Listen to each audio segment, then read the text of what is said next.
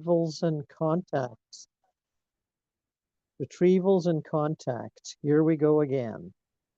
Okay, so can I say just one thing quickly? Last yes? time you said that the mother of my friend has passed 2 weeks ago. Yeah. And maybe if you can check on her, I can tell you her name. You said that remind you before we start. Oh, right, Adrian. Yes. Can you give me the name? Yes, her name is Sung Won Park. I put it in the chat. Just a second. My dad passed away on March 11th. His name is Lyle. Not to butt in on you, Adrian. I was but going I just thought I'd throw it out there for you, Denise. I sent a message to you in the chat. Yeah. Oh, I'm sorry to hear that. Yeah. Adrian, how do you spell your dad's name? Because I'll even after today, if I pick anything up, I can always email you. Yeah, so I put it in the chat. Sung Oh, Won you did. Okay, Park. perfect. Thank you, Adrian. Okay, thank you for everyone. Okay, so with that in mind, let us move slowly but surely into our shared group vibrational space. We're going to cast aside all our memories of yesterday and our anticipations and anxieties about tomorrow. Let us live in the present moment, which of course is all there is, but it's good to be reminded of that. Let us move confidently into that space of the present moment. Let us slow our breathing and relax our bodies. Please take any position you feel is comfortable for you, sitting, lying, stretched out, whatever.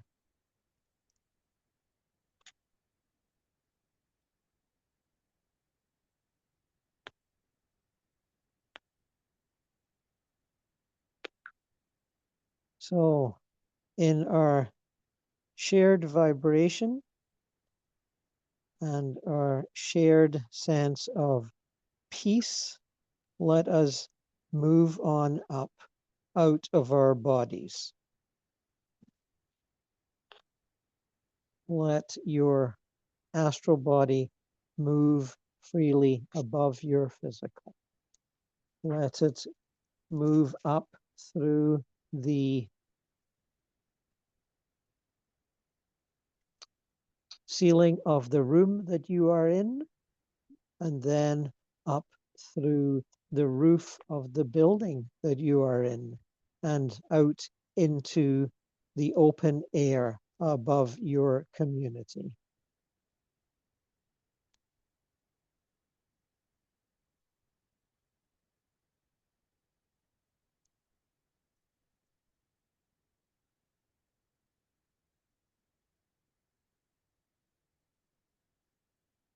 So enjoy for a moment or two that view, that feeling of being above but not disconnected from your community.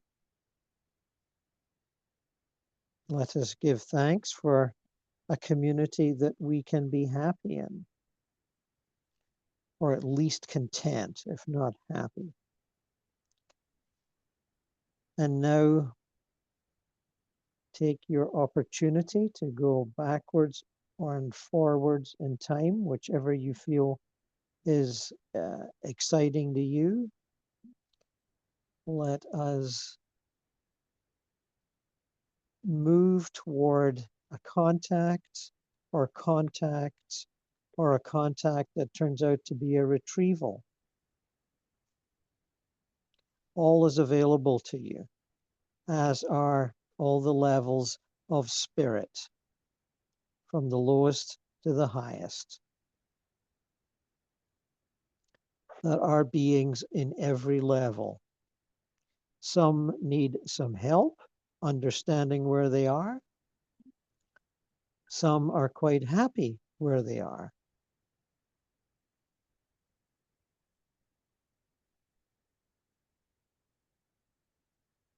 So, friends, let us move in the direction that you and your guides feel is appropriate for you today. And I will talk to you again in 15 or so minutes.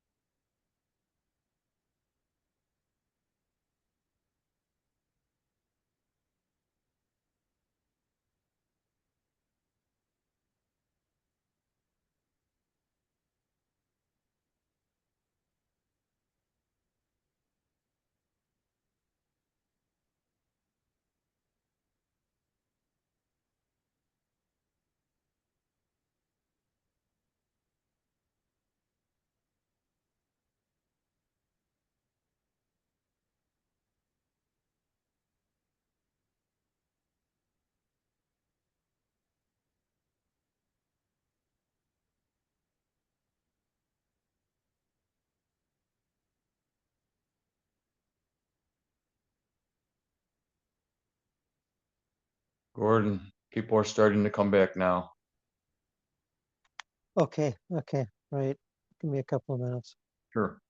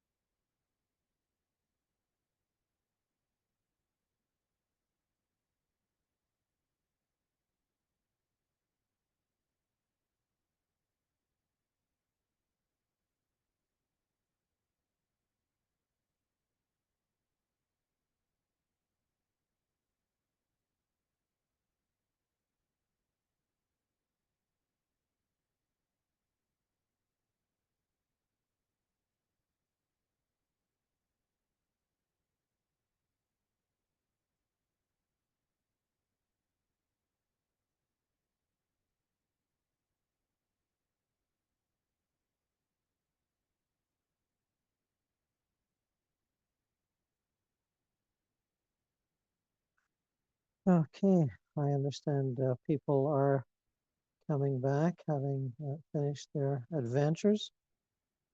And if you're still in the midst of an adventure, just ignore my voice and, get on with it. But David tells me people are coming back, so let us not forget to bring back all our aspects, emotional and mental, with us back into the body. Don't leave anything of yours lingering around that you might have to go get yourself later. Bring it all back to the here and now in your building and in your room.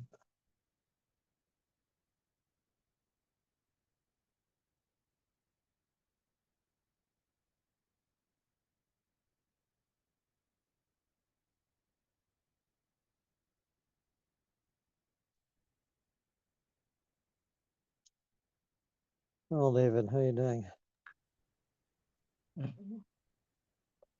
Let's see. Bear with me for a minute here.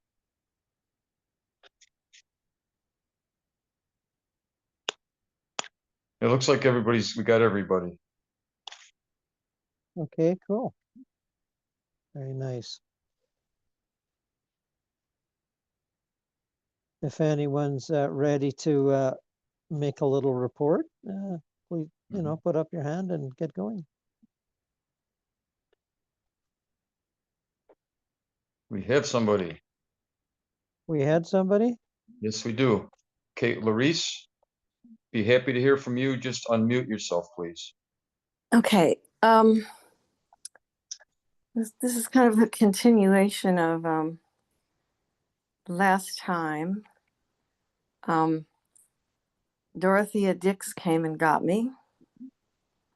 And, I was just a little bit concerned that I was kind of front loading it or something. You know what I mean? But she can be brusque and sort of impatient. She just kind of brushed that away, like, come on, let's do this. So she said she had a certain person she wanted me to see today.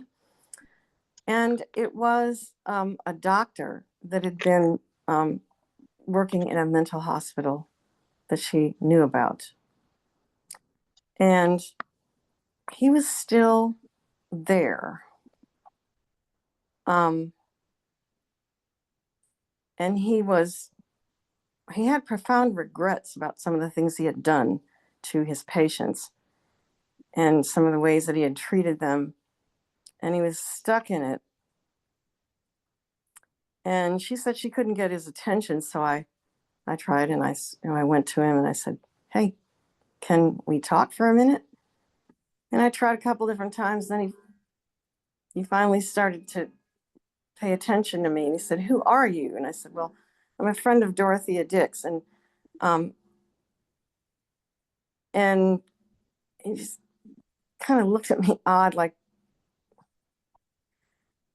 he didn't understand what that meant, like how to put that together. And I said, "I just want to talk to you a little bit, if that's okay." And he said, "Well, what do you want?" And I said, "First of all, did you know that you had dropped your physical body and that you no longer live in it? You're still alive, but your body is dead." And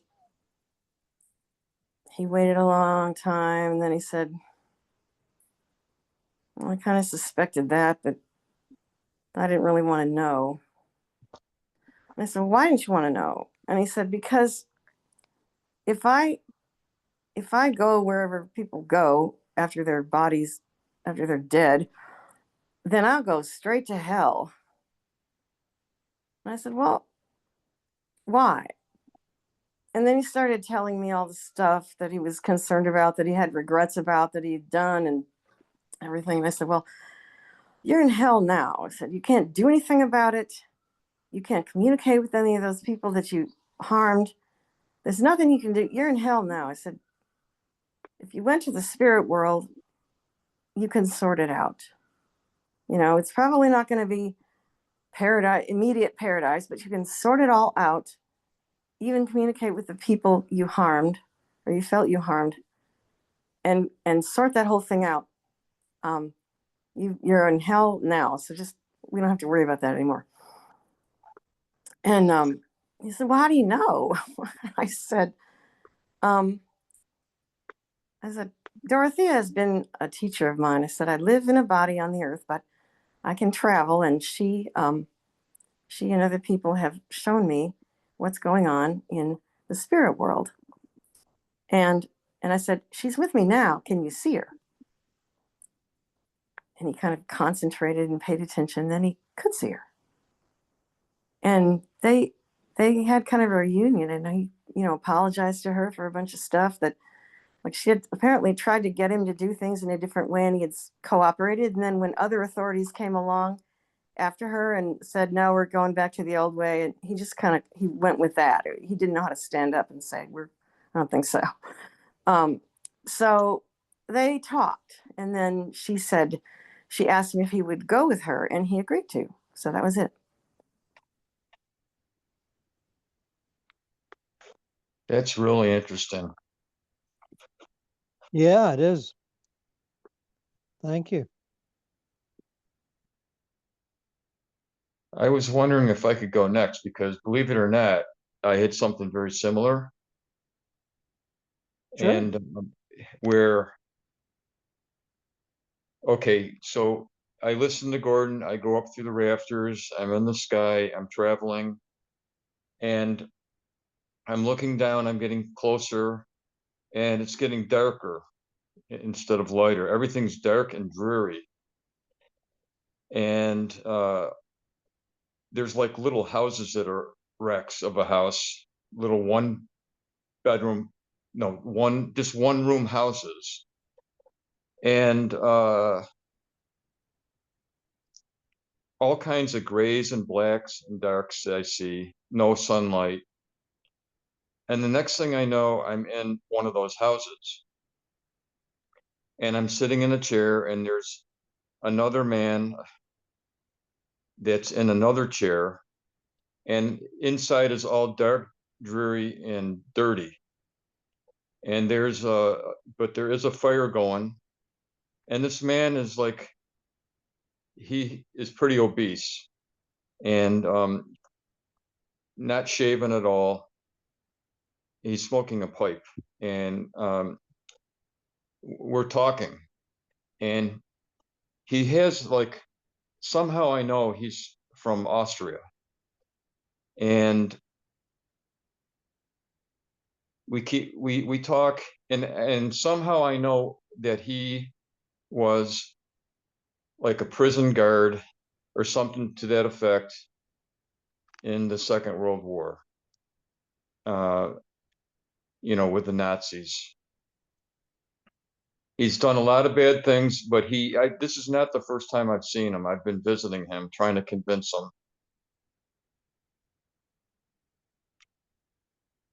It doesn't seem like it's done much help, but this then suddenly another person appears, and this guy is clean shaven. He's got a uniform on, and it turns out he's a friend of this guy. The obese guy knows he's there because he did some bad things, but he doesn't want to move forward or anything. He's been there for a long time. And his friend that appears, I'm not sure if this is another guy dressed up like his friend or it is his actual friend, but anyways, he has with him some way of showing the guard some of the things that the guard had done, like a video. He's got some kind of device that he can show this, and he's showing him. And for the first time of all the visits and all the time that he's been down there, he sees what he did, and he's feeling remorseful. And me and his friend are telling him that he is able now, if he admits to what he did and feels remorseful, he can move up to a higher stage where it will be better. And he decides to do that. And so those two guys go off together. And that was it. Thanks, It sounds David. like both of us, Larissa and I, were in the lower realms or whatever that you hear about. Mm.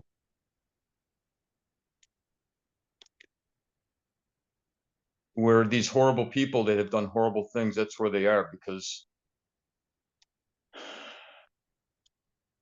you know, even those people, they live forever, and it takes them a long time to get out, some of them, but eventually they do. So this might have been this guy's first step again of moving on. Yes, David, I was intrigued with a little remark you made about, I recognize this guy. I've been visiting him for quite some time. Mm-hmm. But So, I wasn't getting anywhere with him though. I understand that. It's just, Yeah. Did you know before you did the retrieval that you'd visited with this guy a number of times, or did that memory pop up when you were with him this time? Yeah, the second thing you said, it popped up. I don't remember before seeing him or even doing something like this before. I had a couple dreams where I visited other places down there, but never with this one guy. Well, I mean, you're right on with your understanding of the lower realms. They're not as highly populated as what we think of as the Summerland, where fairly happy, contented people live in the beautiful areas of paradise.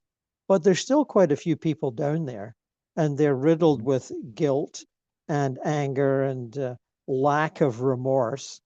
And that's basically what we have to do, is visit with them once in a while and see if we can give them enough energy to step up to the plate and forgive themselves for what they've done and try to move on.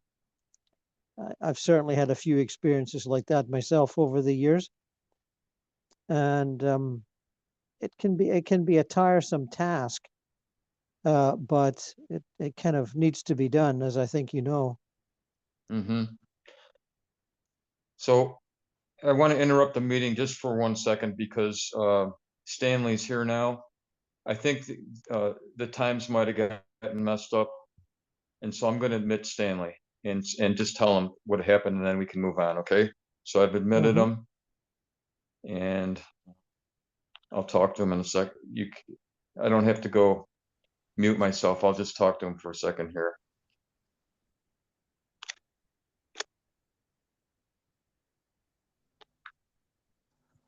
He's coming in right now. Hello, David. Hey, Stanley, I think the time was, the time zone was messed up a little bit on the Friday report. So we've been in it for an hour now. Right. Okay. And I think I'll just- I wondered why it was, the time was the same, but we were out Yeah. anyway. So when we're done with the meeting, I'll talk to you more about that right now. But so we've Okay. done the meditation and we're going through it now. Okay. And No I'm problem. recording it myself. Okay. Thank you. Okay. Thanks, Stanley. Okay, who would like to go next?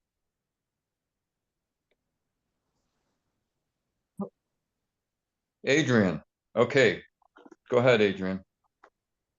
So I saw a little girl. She was riding a carousel, and I talked to her. She said that she doesn't know where her mother is, but I didn't get clear perceptions. I just kind of knew what was happening. Then I told her that I have a nice lady with me who can help her, and at the count of 3, she will step out behind me. If she pays attention, she will see her. So that's what I did.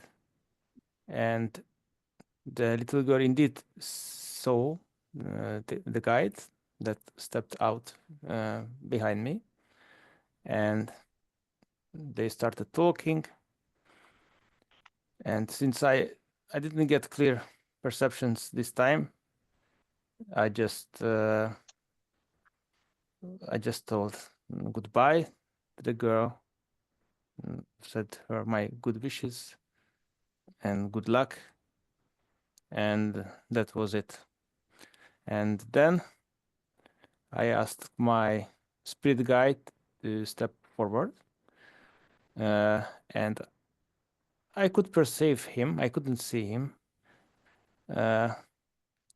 Then I tried to practice communicating with him, and I could see that he's trying to show me something. Like I saw this hazy image.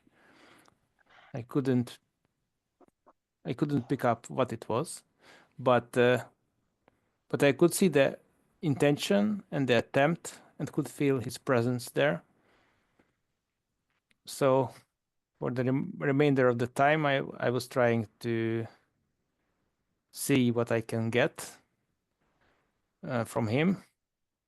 Like I get 2 or 3 ideas that I think I get correctly regarding how to communicate with him. One of the things he said that if I will keep trying, I will succeed eventually in getting clear messages, and that I just need to try different things, and he will accommodate me. And that I'm already doing good. Like this level that I'm on, that what's happening now is much better than it was. So I said okay, and then it was over. Thanks, Adrian. Thanks for listening. So let me just get clear on that. You were previously not getting clear messages from your guide, and you asked to have them be clearer, and he gave you some tips on various things you could try? Well, I didn't ask for specific tips. I just was open for communication, and this is what he was talking about. That was his choice of communication, how to improve the clarity of the communication. Yes. Okay. right. I understand. And did he advise you to be patient? No, but No. I am patient anyway, so he doesn't need to advise that. Okay, okay. I understand. Thank you. Yeah, thanks, Adrian.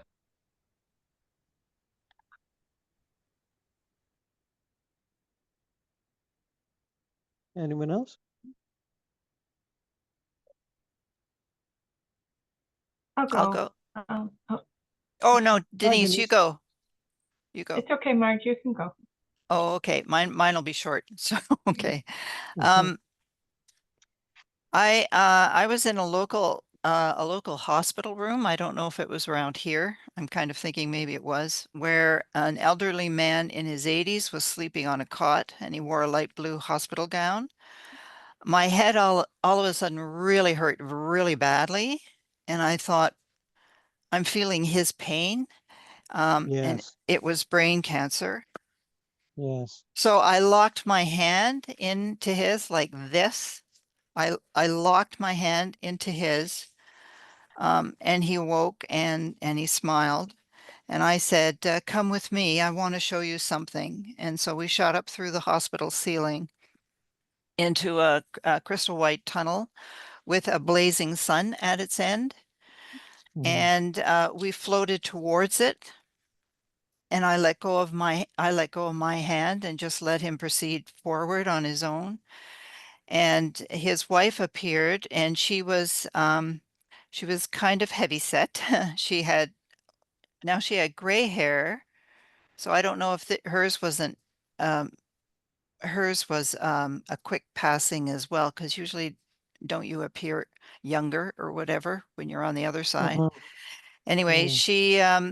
she had you know, white gray hair, curly gray hair, a red flower and white dress she was wearing, and some white, what looked like hospital shoes she was wearing.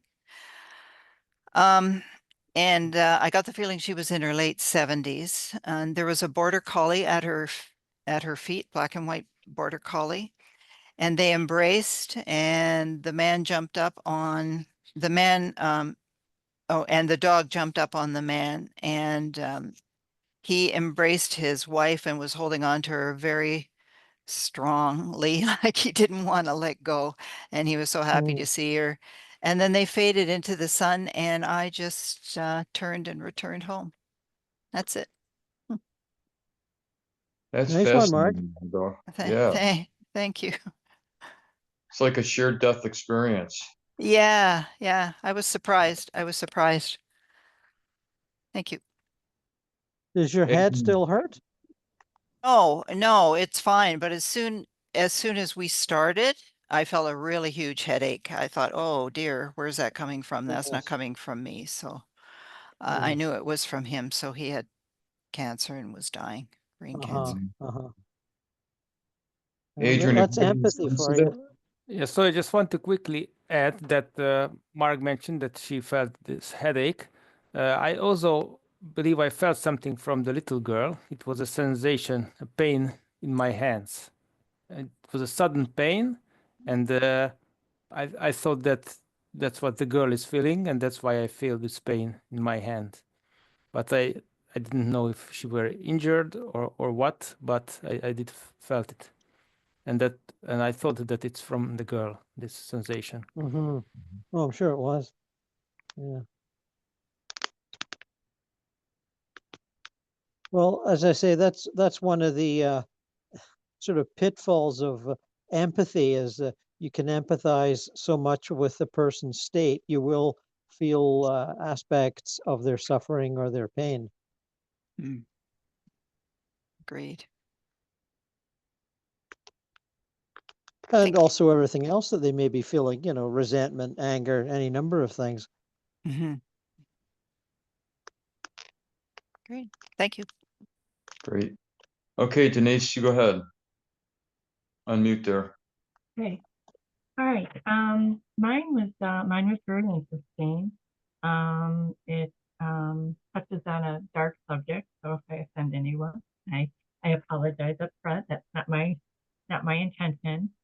but today was different because normally, you know, I go out like in that device that's in Willy Wonka and the Chocolate Factory when they bust out of the factory. Today I realized that I had wings on, but I didn't realize, like, it didn't feel like I was flying. It felt like I was ascending. You know what I mean? Like I was going up, not like I wasn't flat. I was rising, right? And Mhm. and I was like, okay, this is going to be interesting. You know, this will be different. Then I felt a little cold and dark. And usually when that happens, I think cave. But then what came in was a scene from Escape to Witch Mountain, and it's the two little kids or something. So I'm like, wait, is this about a train? And then next thing you know, I was in Addison, Illinois movie theater as a young girl. A movie theater, you know, opened up, right? It was just when movie theaters were open up in the 60s. And I was like, oh, why are we in, you know, why are we in Addison Theater?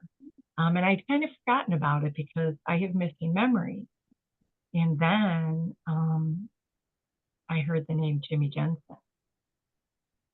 And Jimmy Jensen is the brother, or I'm sorry, is my brother's friend. And I was sexually abused as a child by my brother and his friends. And I had forgotten one of the places where it happened is me and my girlfriend would be at this movie theater with them. And, you know, we had to give them oral sex.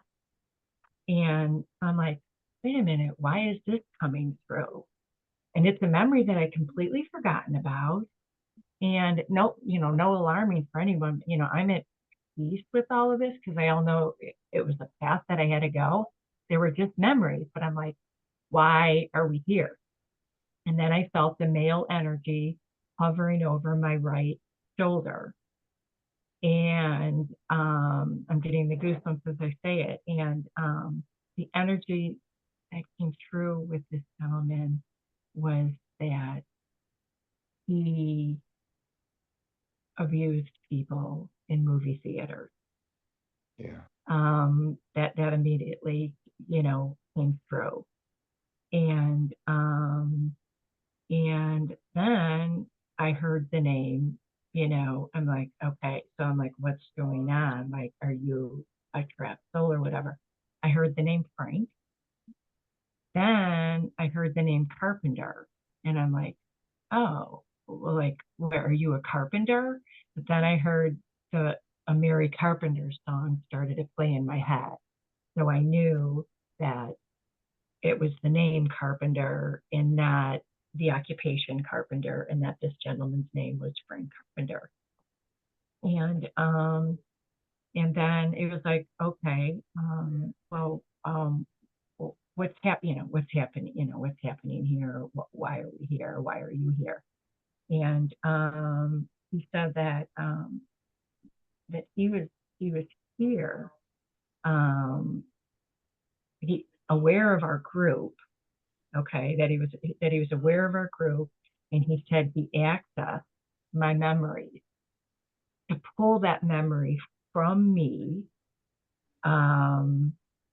because I'm going to be writing my autobiography, and this was a memory I had forgotten, and I think like this guy is like now a guide or something, right? Because I was thinking, how am I supposed to get him to go over to the other side or something?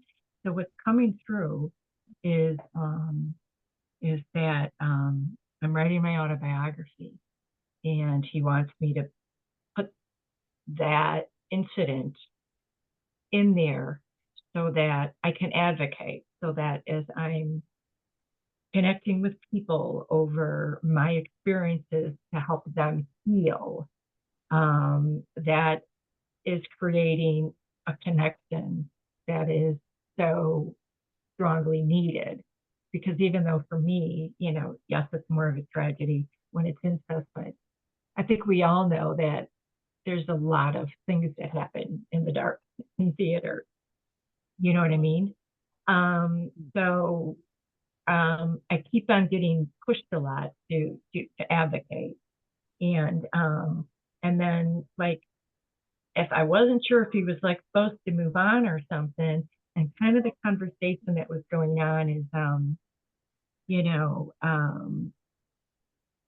that movie theaters will be closing. And I just got the impression, you know, like this ghost energy, like Frank wasn't going anywhere. The last theater was closed. You know what I mean? So it was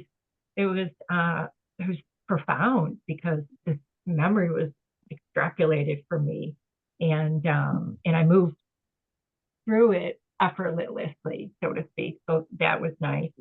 And you know, I'm not sure. I'll sit on it more and find out. But yeah, definitely this Frank Carpenter. And I'll Google or whatever have you. But it all makes sense. And it just, you know, very, very, you know, interesting for me. I'm not sure if I saved anyone or not, or if it was a visitation. Yeah, I'm not sure. So maybe Gordon can have some, you know, feedback that could be helpful. Yeah, before Gordon goes and before I forget, what you're going to do by writing your autobiography, you might save somebody. You know, we don't, maybe you didn't save anybody now, but you might by writing this and telling other people about what can happen. Right, right. Very good point, because he was bringing that through, that this is creating a connection for me. You know what I mean? By sharing, because I'm a sharer. I don't have, like I said, I obviously just shared that with everyone and let it roll off my tongue. Some people wouldn't be caught dead sharing something like that publicly. But so I was definitely being encouraged to, you know, to share, because that connection will, you know, is healing and saving that in it of itself, right? So exactly, David. Yeah. So thank you for Sure. Yeah. Yeah, because when at first I thought that Frank Carpenter was also an abuser and you were going to help save him, but he's more like a guide, like what you said. Well, What but he wants yeah, but I think he was an abuser who now is, you know what I mean, is you know, of a, you know, ascended, or, you know, who's ascended, or you know, whatever type of thing. Definitely, yeah, you know, sure. Oh, and this was the other thing that I came in very, very clear, because I even said to my Alexa, make a post-it note. I heard the words, and I even forgot what they were. So thank God I said, Alexa, what are my post-it notes? And they came up Frank Carpenter, that, you know, what happened at the movie theater. And I very strongly heard the words, expose the truth.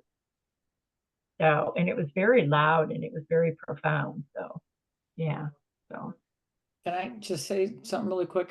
I just wanted to say that was, you could have kept that to yourself, you know, but you didn't, and you shared that with us. And that's huge. I think that's like a huge healing for you in itself. I feel like I want to cry right now. So I'm just very, Denise and I are good friends, but we've never met. But I think that, you know, you've talked about writing the books, and this is huge. There's so many people that you could help.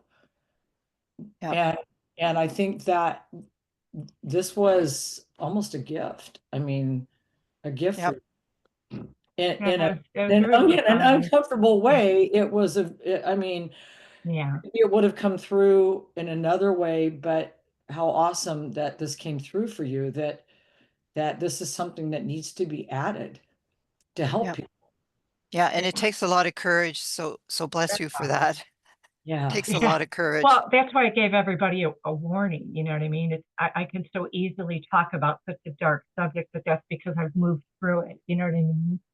And so that's, I gave everybody a warning. I didn't want to, you know, offend anyone because I can, you know,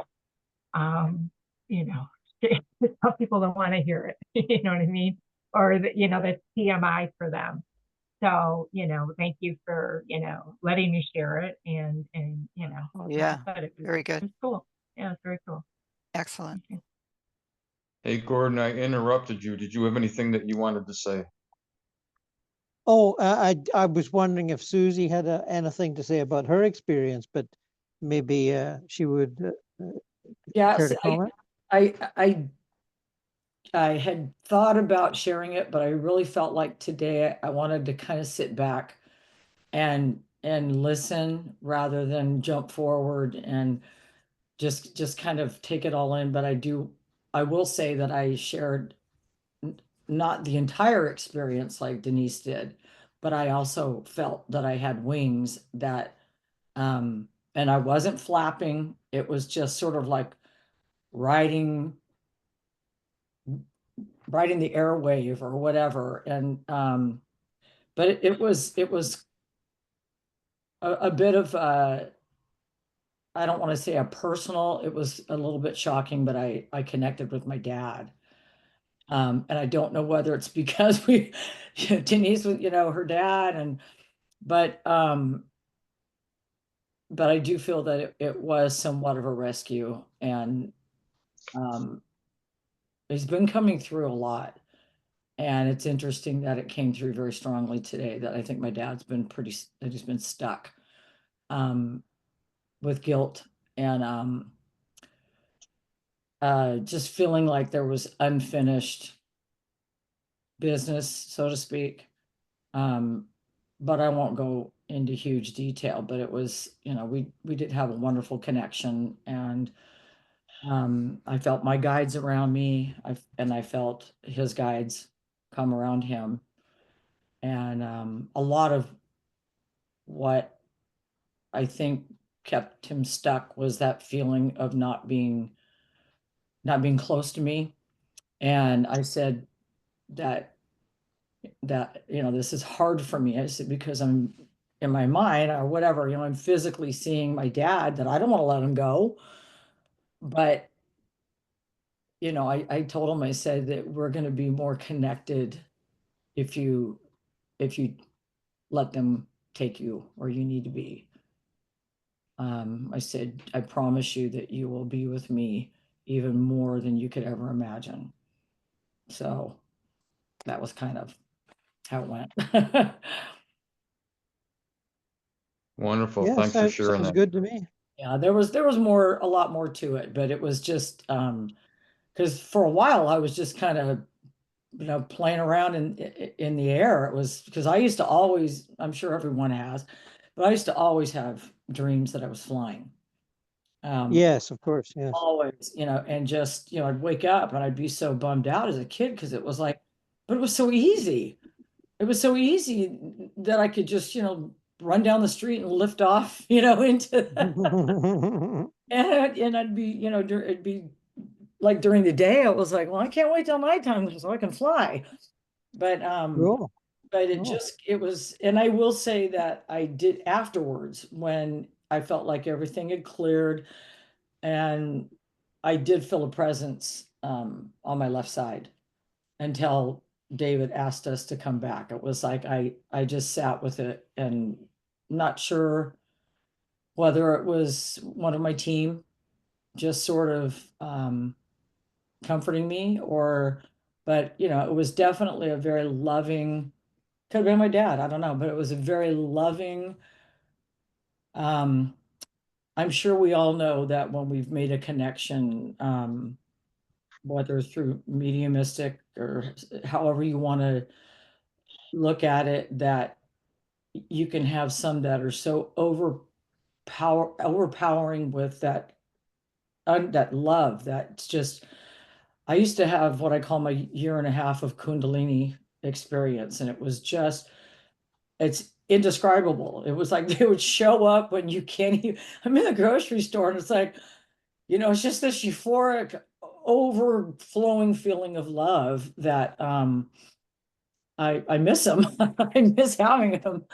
But it was that kind of that feeling of like just it brought tears to my eyes, just that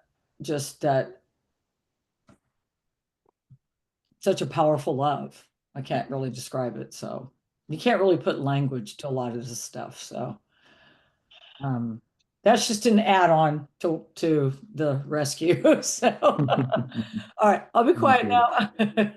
It was fine. Thank Thanks, you. Susie. That was pretty much a classic. I've experienced that many times with clients here in the house. Family members reuniting after difficulties in the past and having to, let go of the past and forgive each other. So, yeah, I'm glad you were able to do that. Why don't you tell us what you came up with today, Gordon? Okay. Right off, I tried to look for the lady that Adrian mentioned, and she seemed to be actually hanging around you, Adrian.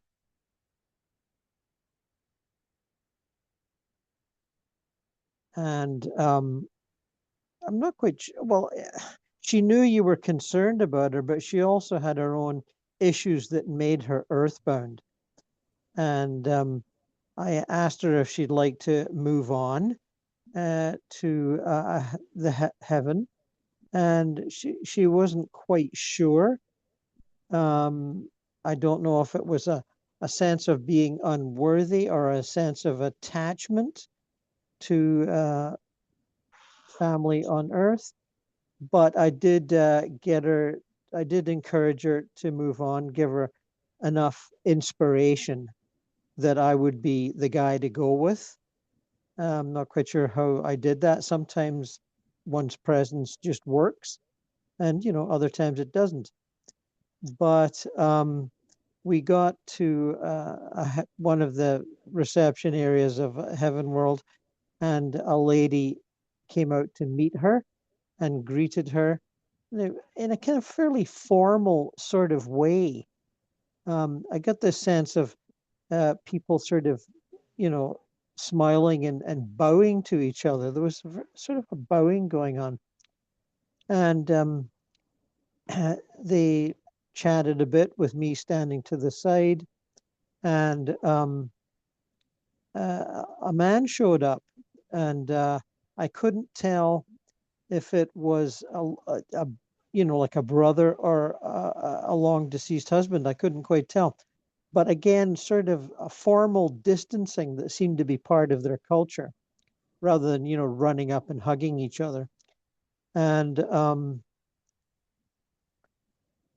she wasn't that keen to see him, whoever this man was, and sort of wanted to keep him at a distance. And he was keen to be closer and to welcome her to the afterlife worlds. But there was some distancing between them and some tension. I wouldn't say it was anger, but it was definitely some tension there. So I suggested that they go off with the lady guide that had come out to meet her initially, and maybe sit down and relax and have a little talk later. And again, she was a little reluctant to leave me, even though I had not had much of a contact with her. But, it was kind of like, okay, I'll trust this guy. I'm not quite sure why. And then we get to the afterlife, and she kind of didn't really want to trust anybody else. So a lot of trust issues going on there. And but eventually the lady reception person convinced her and the man to go along with her and maybe resolve some of their issues. I think she just sort of said, sit down and have a little chat. She made it sound very casual. So off they went, and I returned to, myself, and was thinking a lot, as I have been in the last few days, of the tornadoes in places like, was it Missouri? where there was quite a bit of destruction, and I'm told about 30 odd people died. And I was thinking about that, and I thought, okay, I'll move over there. And but a guide said to me, no, Gord, no, come here. There's much greater need in Gaza. And so again, I was, as other occasions, was influenced by a guide, and off we went to Gaza, where there's been quite a lot of death in the recent sudden resurgence of hostilities there. And I'd read that hundreds of people had passed in the, I guess, missile attacks or bombings. I'm not sure. So I had a bit of a repeat of other situations in Gaza months ago, and little groups of people sort of crouching in what they thought was a ruined building, and it would be a thought form of a ruined building. And it took a bit of convincing. There was a strong emotion of anger because they had survived the previous hostilities and there'd been some sort of ceasefire for a while, and they thought they'd kind of quote unquote made it, and then to be killed in this new round of shelling or whatever it was, kind of annoyed is not quite the right word, but made them resentful and angry. And I was trying to deal with that set of emotions. And often with people in these situations, as I mentioned in earlier retrieval work in my book, they were questioning who I was and would I have their best interests at heart, and maybe sensing that I wasn't from their culture. And so I had to sort of convince them that it would be a good idea to move on. I said, and I mentioned that they didn't have to give up their emotions, that if they wanted to continue being angry and resentful, they could do it, but they'd be better off doing it in a reception center in the heaven worlds. So eventually it took a bit of convincing, and they had to talk amongst themselves, trying to decide what to do. And I did sort of, they were convinced they should go. So I threw a thought form bubble of protection around them. And we moved quick. I exercised the sort of intention to move levels, and we did. It's very quick when you are confident with your intention. And we're in a kind of outside a similar reception level that I'd seen before in the astral plane right above Gaza. It sort of looks like a sort of a high quality refugee camp. And there was certainly mutters of resentment, like, oh, we've been in a refugee camp before and it didn't help us any, this kind of thing. And because it's set up to look like a refugee camp so that they'll be comfortable. Big tents and large pots cooking over open fires, that sort of a thing. And but I told them they'd be much happier here than whatever refugee camp they might have experienced before, and there'd be plenty of food and they'd be safe. So they sort of moved on to the edge of that camp, and I went back to Gaza and did another search, and found another group of people, or was directed to another group of people, if you like, in a similar situation. And again, there was distrust of me and who was I and what was I doing there, and this sort of a thing. And this second group, again, 10, 12 people again, were wondering who I was, and somebody seemed to think I might be some kind of an angel guide. And I said, well, you can call me that if you want. I said, but I'm here in your best interests, and I'd like to move you on out of this rubble to a nicer place where you can relax and, get your energy back, and the sort of things that you might say to people that suspect they're dead but don't really know. And there was some challenges to my authority, if you like. I tried not to act authoritative, but there was challenges. And how can we trust you, and how do we know what your motivations are, and all this kind of stuff. Will you take us to the right heaven? All that sort of a thing. And I was just in the process of trying to convince them when David came online and said to me, Gord, I think everyone's coming back. And I said, oh, just give me a couple of minutes, will you? And so I completed it and in the next minute or so, and convinced them to move on. Or some of them were like, no, we're not going with you. So maybe 2/3 of them were in the thought bubble, and I moved them on up a dimension and into the area in front of the refugee camp.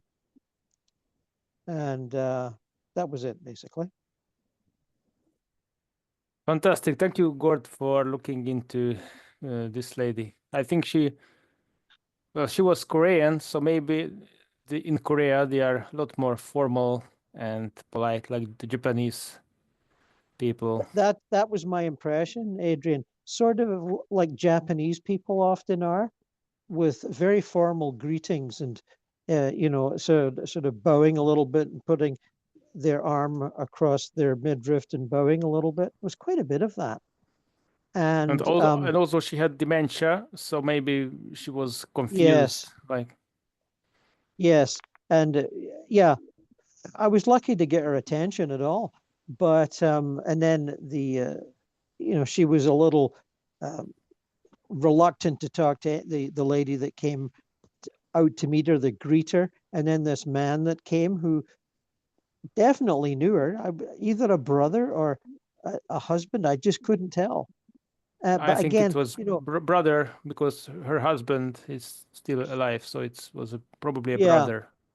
Yeah, some kind of male relative who was quite keen to make contact with her. But again, this formal way of communicating, which is, you have to accept, Adrian, I'm Scottish, I'm British. I come from this emotional, huggy culture, and people are after a thought, they run up to you and hug you and start crying. It's an emotional culture I come from. So when I see these other cultures, I have to go, oh, wait a minute, Gord. This is how these people act. You can't be judgmental. Stand back and accept it. But it was quite interesting watching them. And again, she was hanging around you a bit, Adrian. I think because she somehow knew that you were worried about her. Well, yeah, I was thinking about her that, I will bring her up today and hopefully, we can help her, or you can help her. Yeah. So, no, I'm not saying she was around you all the time since she died, but I think she was coming and going, maybe. Yeah, I think well. like it's the intention, and like there is no distance there. If you think of someone in the spirit world, Yes. then a connection is made, even if you are not related to them directly. Yes, well, I'm glad I was able to make a connection there. I wasn't quite sure what would happen, as usual. One never really knows. Yeah, that's great. Thank you. Well, it was pretty quick, Adrian, and that's why I came back and I thought, well, what else will I do? And I thought, oh, I'll go down to where these tornadoes were, because I knew houses were destroyed and people had died. And a guide said, oh no, Gord, there's a greater need over here. So well, I think getting her attention and introducing her to that lady, I think that did the trick.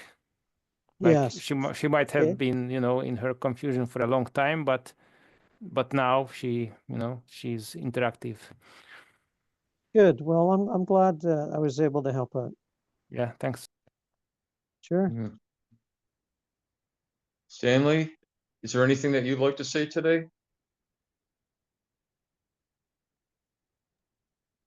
No, I don't think so. It's been very interesting listening. I must admit that you lot are very much further ahead than I am in in the appreciation of what can be done. It's fascinating. And one day, maybe, at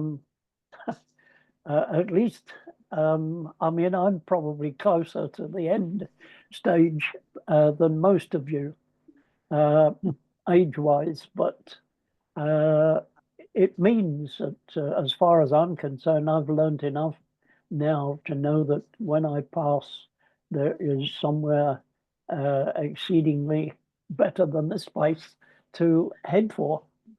Okay, I learn all the tricks again, apparently, because this is probably just one of many trips around that I've learnt about in the last 30 years.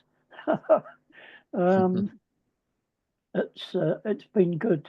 It's been very eye-opening as far as I'm concerned. Thanks for your wisdom and comments, Stanley. Appreciate it. Okay. Yeah, thanks, Stanley. And Stan, as I said before, stay. I'd like to talk to you for a couple minutes after about this time change thing when we Yep, end. sure will. Yep. Okay. Does anybody else have anything to say that they'd like to say today?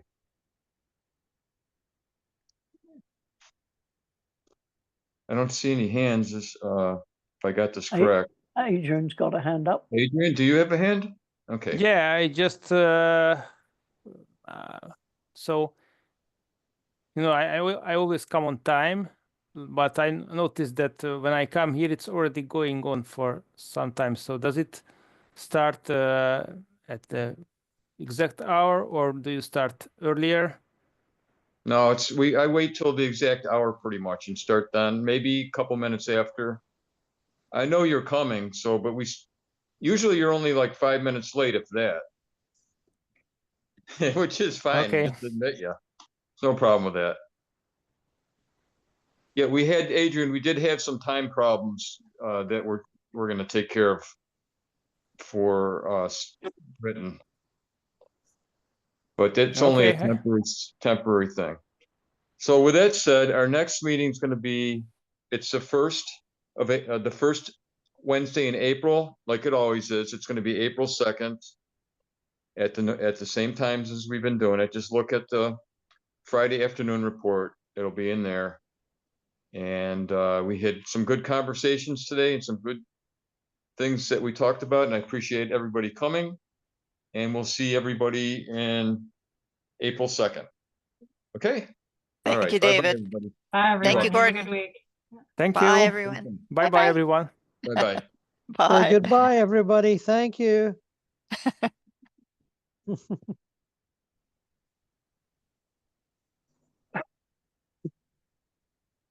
Yeah, there you go.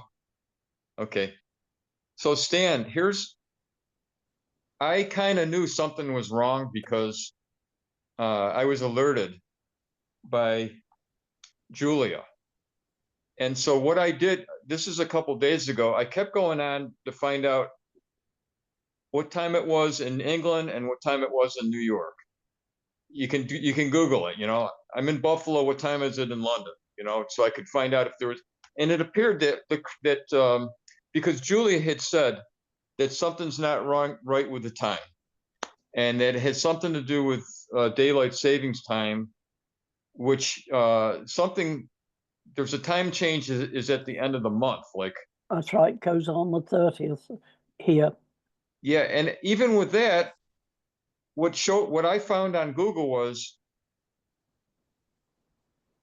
that you were 4 hours behind. Usually you're 5 hours behind, or ahead or behind or whatever, but it was 4 hours. So I thought that Wendy was right. So I didn't do anything about it, but apparently I was wrong. Maybe I was thinking, I hope that this is what I suggest for next time that we do it. But you put your clocks forward, was it last week, wasn't it? Yes, we did. Yes, we Yeah. did, Stanley. You see what, and ours don't go forward until the 30th. So I can appreciate that you're an hour ahead of us at the moment. Mhm. What I'll try to do is, I don't know. Okay, and like maybe like April 1st, I'm gonna email you and have you, and we'll verify The time. the times. Yes, Yep. because if Wendy will probably just keep it the same way. If she, will you be 4 hours ahead next time with the saving daylights time, or Well, what's your time at the moment? 1:25? No, well, actually, see, I'm in, yeah, And my 1:20 time at the moment here is 8:25. That's So like you're 7 hours, isn't it? we're 7 hours different. We're It's so 7 darn hours ahead of confusing. you. Yeah. So that- Stanley, Yes. you're only 4 hours ahead of me, but that's because I'm in Toronto at the east end of the continent, whereas he's at the Oh, total yes, opposite. yeah, that's right. Okay, so with Gordon, see, I'm usually on the eastern part. I'm on the western part, and so Gordon's right. So Right. I see. Yes. Gordon, what time are you there? Well, what did I just say? 4:45, 4:26.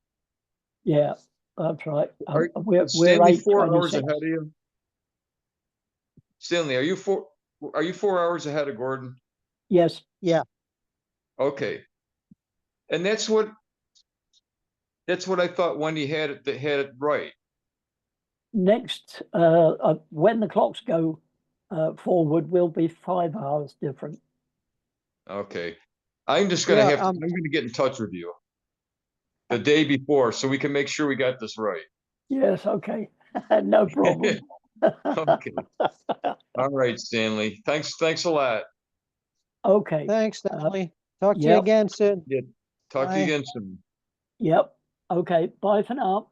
Bye-bye. Well, Gordon, we got over our problems of being connected. That was something, wasn't it? Yeah, that was quite the challenge. And Yeah. I remembered thinking it's because he's are you in a hotel room or something? I'm in an Airbnb. I'm in An a random Airbnb, house. okay. But it wasn't that. It has something to do with my wife's iPad. I've like somehow I can get in there and get a Zoom going, but it says you didn't show up for some reason. But then on my phone, when I got on there, you did. So I don't know what it is. It's some tech problem that's like beyond my comprehension. Doesn't even matter because I'm not going to be away for a while. I'll be back like next week. Yeah. And to my laptop at home. And so it won't make any difference. But this happened one time with you and me one time when I was fooling around with my wife's iPad in Buffalo. Yeah. And I couldn't, Yeah. and you I had to ultimately, you showed up on the phone, but not on her iPad. And so we had to end it. And I thought I had it figured out, but I guess not, but it doesn't even matter. Uh-huh. Well, I'm glad we got it sorted out. I had a feeling you might still be away somewhere, but I wasn't really sure. Yeah. Well, I'm glad that you called, like you write these things beforehand, like 3 hours, I'll see you at 2:30 or whatever you said, because Yeah, just to double check there, that's good because I actually screwed up another meeting where I was a participant earlier this week. For Uh-huh. some reason, I thought it was Eastern time, and I'm 3 hours different. But I had it in my mind that it was Buffalo time, it's something crazy like that, and I missed some meeting Yeah. because of that. Yeah. But it was probably good because it made me more alert to not do that today. So that was quite a Yeah. meeting, especially that blonde. What's her name? Susie? The one from Florida. Who's Susie Bennett, right? No, the one from, well, maybe she's from Florida too. Denise. Oh, Denise. Yes. Whose brother abused her. Yes. Man, I Yes, thought that took a lot of guts to tell us that. Yes, it did. Yes, absolutely it did. Mm-hmm. So I think it's going pretty good. We got a good, strong band of people. Everybody's pretty much doing it. except Stan, but at least he appreciates it and he's learned, and Yes, yes, he has. and as time goes on, I'm sure we'll get a couple more. And because 2 of them are from you. Margot, Marg? yeah, Marg and Adrian. Oh, yes, that's right. That's right. Yeah, And I right. mean, there's other people that have talked about joining, but we don't see them. Yeah, that's right. And I think we're going to get Julia back again. Yeah, Did you get that email from Margaret? That yes. yeah, she's You got a sent new it on, computer yes. now. She's got a new computer. Julia does. Well, that should help a bit. Yeah, I think that she said that was a problem. So, Uh-huh. and I'm glad that you thought of, well, I'll get back to my new one, because I Yeah, thought well, I thought for a minute I was going to have to delete it, just from my memory of yeah. what you say. Well, it's happened before. And so the thing is, my old computer is very good for all the usual stuff, but it does seem to be not doing Zoom that well. Yeah, So that I have to remind myself, because I use the old computer a lot. yeah. And because it's still great for word processing and, emails and, all that sort of a thing. Yeah, And I just have to remind myself that it's not good for everything. yeah. I see. Okay. So are you going in the hospital like mid-April or something? Now I get my MRI on this coming Monday, I and see. I'll be Okay. in the hospital an hour or so for that. Mm-hmm. And then 3 weeks later, I get to talk to the doctor about whatever is in the MRI. I see. Okay. So you're just going in there to get the MRI for now. Yeah, you have to wait for ages to get one. So Mm-hmm. then you just take what they give you. There's another friend of mine's gone in for an MRI just about 20 miles from here, and he had to wait ages for his. So Yeah. it's common enough, I guess. Maybe But you're good. Maybe nothing will happen or whatever, or you don't need anything. well, that's what I'm starting to wonder, because I've been ever since I got back out of the hospital the last time, I've been feeling fine. Mm-hmm. Yeah. Right. Okay. And if you are in the hospital, we'll just rearrange that date that we got to meet at Niagara on the Lake. Oh, yes. Well, here's an interesting thing concerning that idea. Our old car broke down about a week ago completely. Okay. Oh, And it was wow. going to cost quite a bit of money to get fixed. And our mechanic said, "Oh, don't bother. Car's too old. It's not worth it." Yeah. But fortunately, after a day or two, another customer of his had said he wanted to get rid of a car, and it was in very good shape, and the price was great. So within about 5 days, we had another car. Oh, great. Good. That's the way to do it. Unbelievable! It Yeah, was 'cause amazing. yeah, these cars are getting so darn expensive. I can't believe, like, new ones, it's ridiculous. Oh, there was no question about us getting a new one. If we'd spent a little more money, we might have got something that was, 8 years old, maybe. Yeah. As it was, we got something that was a little older but in very good shape, out of Even sheer luck. even the cheapest ones here in Buffalo or New York, maybe 40,000 is the cheapest. It's ridiculous. I don't know how Yes. anybody can afford it. It's horrible. I'm just keeping mine for as long as I can. Well, that's kind of what we were doing. We're quite happy with the old car, but it finally gave up the ghost. The engine went. Oh, sure, sure. Yeah. And then being in the north, these cars, like, they corrode like crazy. In Buffalo, we got so much salt and snow and all that the Yes. underneath of them Yes. gets corroded, and they just don't last compared to the southern cars. Yeah. That's the story I've heard over and over. But we live in the north, so we have to put up with it, don't we? You got to just pay. That's part of it. That's right. Yeah. It's part of the game for living up here. Anyway, spring's happened here. You're still away. Well, in the last week or 10 days, it's quite spring-like here. Oh, yeah, I see. I had no idea. It probably is like that in Buffalo too. Well, I'm not sure, but we're not that far apart. So, I mean, all Mhm. the snow's gone. It's gone completely, Yeah, yeah. and it's quite sunny and mild. Here it's So, all the flowers are coming up here. We're about a month ahead. Being in Seattle, yeah, I think so. Yeah. it's beautiful. It really is. Hmm. Well, I'll stay in touch with me and I'll talk to you soon. Okay, David, thanks. Okay. Have a good day, Gordon. Enjoy the rest of your trip. Yeah, same to you. Well, not same to you. Enjoy all your coffee dates and all that stuff you're doing, your music and your Right. poetry. So we'll get back and I'm sure we'll do something in April, but let's talk about it later. Yeah, it'll be some date. If not the one that we've got, it'll be some date. Yeah. Okay. Okay. Yep. You go ahead and sign off, and then I will be the last one. Right. Okay then. Bye. Bye bye.